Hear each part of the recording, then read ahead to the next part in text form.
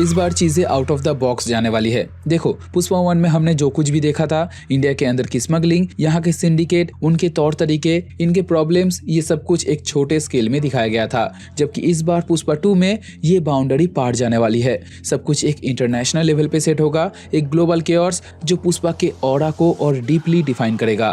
Trailer no doubt average था, एक mid tone पकड़ के चलती है, बट हाँ, कहानी के बारे में बहुत कुछ रिवील कर जाती है। इसके अंदर इतने सारे हिडन डिटेल्स थे कि तुम सोच भी नहीं सकते। आज के इस वीडियो में हम इन्हीं पॉइंट्स को लेकर बात करेंगे एंड इनके बीच के कनेक्शन को समझेंगे कि आखिर तक पुष्पा का फ्यूचर क्या होगा। सो ध्यान से सुनना। ट्रेलर के पहले सीन में एक हाथी के झुंड को दिखाया जाता है। ये सीन उसी जंगल का है जहां से ये ट्रक्स पास हो रहे थे।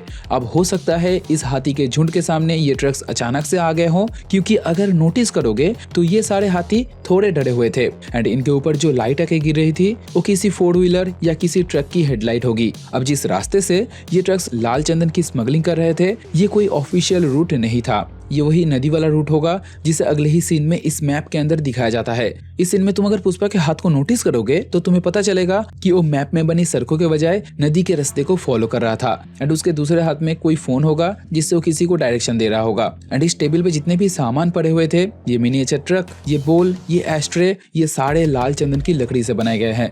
इसके बाद इस सीन में यहाँ पर जो बंदा पैसों की गड्डी खोल रहा था, ये है केसवा, पुष्पा का साइड किक। उसकी एक उंगली नहीं थी, इसीलिए उसे सब कटलेट बुलाते थे एंड यहाँ पर इस बंदे का भी एक उंगली नहीं है। अब इस सीन में हमें जो इतने सारे पैसे दिखाए गए, ये स्मगलिंग करके कमाए गए ब्लैक मनी है। इसे फिर से व्हाइट बनाने के लिए एंड वर्ल्ड वाइड स्प्रेड करने के लिए इन पैसों को फिर से एक बार बाहर एक्सपोर्ट किया जा रहा है। सिंपल शब्दों में इनकी स्मगलिंग की तैयारी चल रही है, जिसके लिए इन पैसों को सोफे के अंदर भर के पुलिस के नजरों से बचाते हुए बाहर भेजा जाएगा। ध्यान से देखोगे तो हर एक सोफा के सीट के नीचे पैसों को रखा जा रहा था, फिर उसके ऊपर कुशन चढ़ा के उसे एक्सपोर्ट किया जाएगा। यहाँ पर तुम केसवा को देख सकते हो, वो इन सभी चीजों का हिसाब रख रहा है एंड यहाँ पर बाहर पुष्पा की गाड़ी भी खड़ी है। फिर ये वाला संघाई पोर्ट का सीन है जहाँ पर पुष्पा का ये फाइट टेक प्लेस करेगा। फिर पुष्पा के बचपन का एक मेमोरी दिखाया जाता है हम लोगों को, जिसमें उसे अकेला कर दिया गया है। सारे बच्चे तो मिलकर वहाँ पर खेल रहे हैं, लेकिन पुष्पा को खेलने के लिए नहीं लिया। अब हो सकता है इन बच्चों में से जरूर कोई पुष्पा का स्टेप ब्रदर होगा, नहीं तो ऐसा नहीं होता। जिसके बाद अगले सीन में यहाँ पर हमें पुष्पा के साम्राज्य को दिखाया जाता है। जंगल के अंदर उसने अपना एक किला बना लिया है। यहाँ पर वो सारे अपने गैर कानूनी कामों को करता है। अब इस साम्राज्य की समाज में एक अलग पहचान बन चुकी है, इसकी एक अलग आइडेंटिटी है।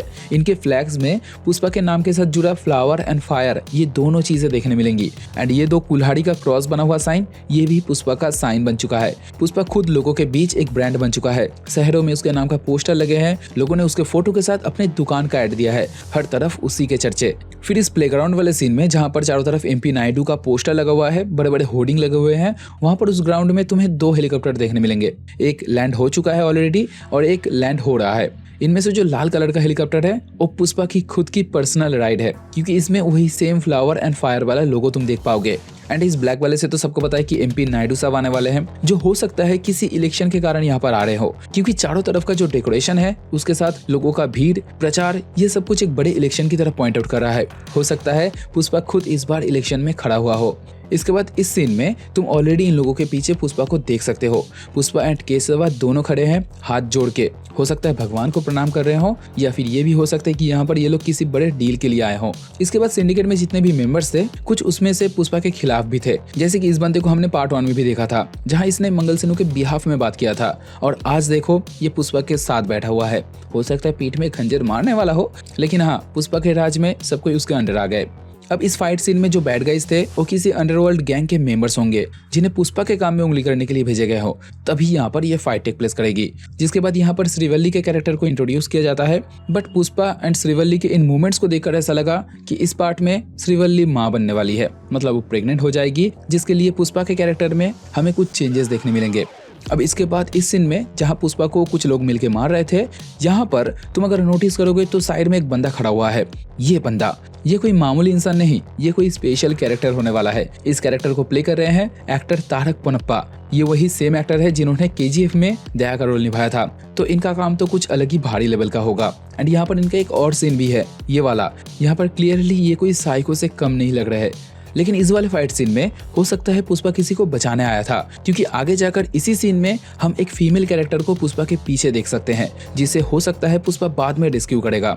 इसके बाद ट्रेलर में फहद फासिल की एंट्री होती है, एसपी शेखावत। उस टाइम पे बैकग्राउंड में जो मैं हूं डॉन बज रहा था वो इस कैरेक्टर के साथ परफेक्टली मैच होता है। फिर यहाँ पर उनके छोटे मोटे एक्शन सीन्स, फिर यहाँ पर जो चीता में आंख देने वाला सीन है, इसका लोकेशन एंड इफेक्ट देखकर तो साफ साफ पता चल रहा है कि ये किसी बड़े सिंडिकेट मेंबर की चीता होगी या किसी बड़े लीडर की मौत हुई होगी, क्योंकि यहाँ पर चीता के सामने हम एमपी नायडू को देख सकते हैं और सामने लोगों के बीच मंगलम सीनू एंड उसकी वाइफ खड़ी है, बट यहाँ पर कहीं पे पुष्पा नजर नहीं आ रहा। जिसके बाद पुष्पा का ये वाला सीन जहाँ पुष्पा जापान में किसी बड़े लीडर के साथ मीटिंग करने के लिए आया है, बट यहाँ पर अगर साइड में नोटिस करोगे तो ये वही कैरेक्टर है जिसके गैंग ने पुष्पा के ऊपर डॉक में हमला किया था। तो मे भी यहाँ पर स्टोरी ऐसी बन रही है कि हो सकता है पुष्पा अपने बिजनेस के रिगार्डिंग इनसे कोई डील करने आया होगा, बट इनका कोई ऑफर हो सकता है उसे पसंद नहीं आया, या फिर ये भी हो सकता है कि डील फाइनल हो चुकी थी लेकिन इन लोगों ने बाद में एग्रीमेंट के हिसाब से पेमेंट नहीं किया, जिसलिए गुस्से में आके पुष्पा ने ये डील ही कैंसिल कर दी एंड इन लोगों ने बदले में जाके पुष्पा के ऊपर ही हमला कर दिया। जिसके बाद एक सीन में हमें मंगलम सीनू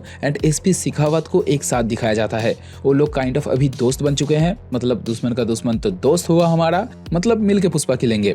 फिर जॉली रेड्डी का कैरेक्टर जो अभी तक पूरी तरीके से रिकवर नहीं हो पाया, उसका बदला भी अभी तक बाकी है। फिर यहाँ पर इस सीन में पुष्पा का वो साड़ी से 2 बनाना, जो कि पुष्पा के खुद के 2.0 वर्जन का रेफरेंस था। देखा जाए तो पुष्पा 1 में कहानी जहां से शुरू हुई थी वही जाके ये खत्म होने वाली है। इस बार मूवी का स्केल देख के पता चल रहा है कि एक्सपीरियंस बहुत अमेजिंग रहेगा, बट ओवरऑल स्टोरी जस्टिस कर पाएगी कि नहीं वो मूवी देखने के बाद ही पता चलेगा। सो यही वो डिटेल्स हैं जो मेरे पकड़ में आए। इनके अलावा तुम्हें अगर कुछ अलग पता चला हो तो मुझे कमेंट करके जरूर बताना। वीडियो पसंद आए तो लाइक करते हुए जाना, एम करते हैं 20 लाइक का, बस 20 लाइक्स कर देना। बात करते हैं नेक्स्ट वीडियो में, तब तक टाटा बाय बाय।